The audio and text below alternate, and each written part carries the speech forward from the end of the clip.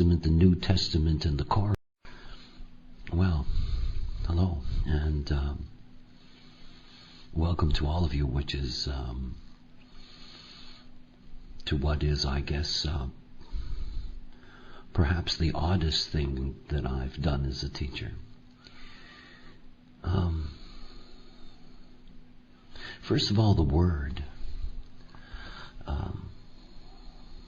apocalypse. It's not a word that's really well understood.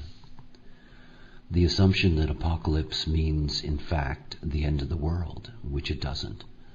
I mean, the ancient Greek root of this is to unveil or to reveal, which is why you have the revelation of St. John, that is often called the Apocalypse of St. John. In fact, what an apocalypse is the discussion of the unveiling or the end of an era or the end of an age by a prophet or a messenger. And their names are attached to it. There are all kinds of apocalypses. The apocalypse of Abraham,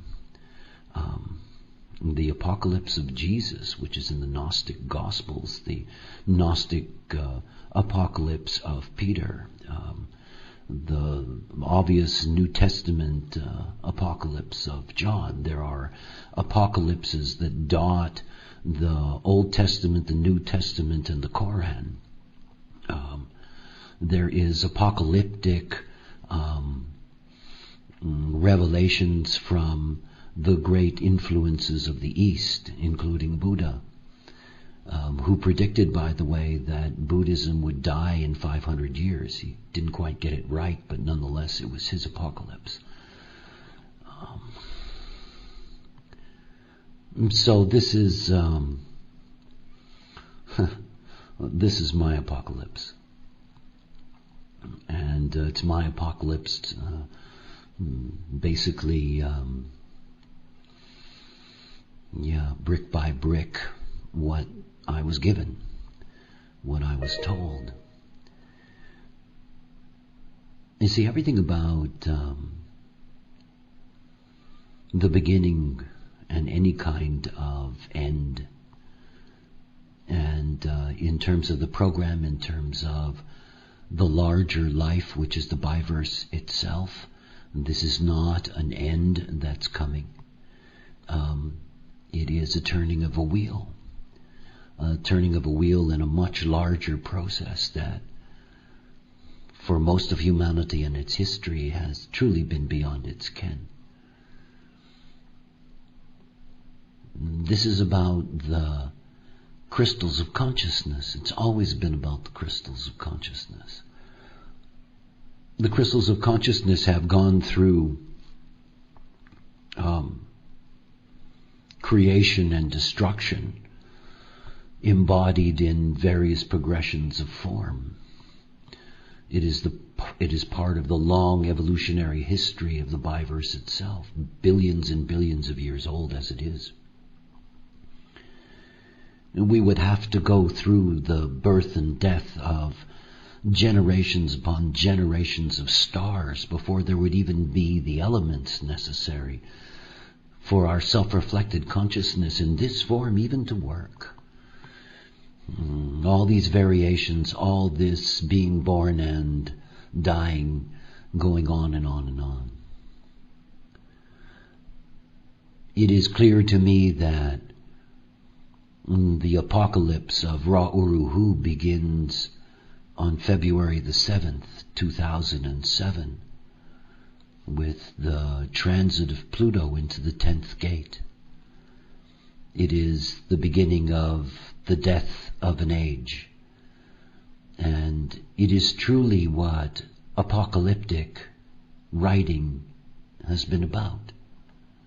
Obviously, there was always a very deep limitation. The deep limitation was not being able to understand that there was a far greater life and that there was a far greater process than the human-centric phenomena. And we as humans are prepared for the end in every life and in every death. It is a story that is told to us over and over again in the lives we live, in those that we love, that we lose. It is written in the quarter of mutation that demands that every human being be ready for death, that death is inevitable, that it is transcendent, that it is the turning of the wheel. I do not see the end as the punishment of God. I think that's rather stupid, if I can be so blunt, because it has nothing to do with that. It has to do with a vast natural process, like everything we understand, like everything we can see. There is nothing that is eternal. Nothing at all. Everything, no matter how long in between, everything has a beginning and everything has an end, and nothing stops. You know. So yes, there's an end that's coming, and we are moving towards that end. And what is so interesting is the way in which humanity, throughout its history, certainly throughout the history of the written word and the ability to codify mythology, superstitions, legends, whatever names we want to give to them, whatever we want to call it. It may be, a Nordic Ragnarok. It could be the Kali Yuga. It could be, the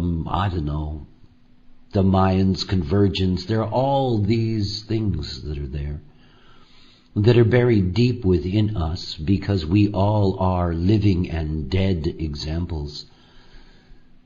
We are all about beginnings and ends. We all know that if there is an end for everything that we experience, then there is an end for our world. It takes a fool to not see that, and not see that it is in each of us,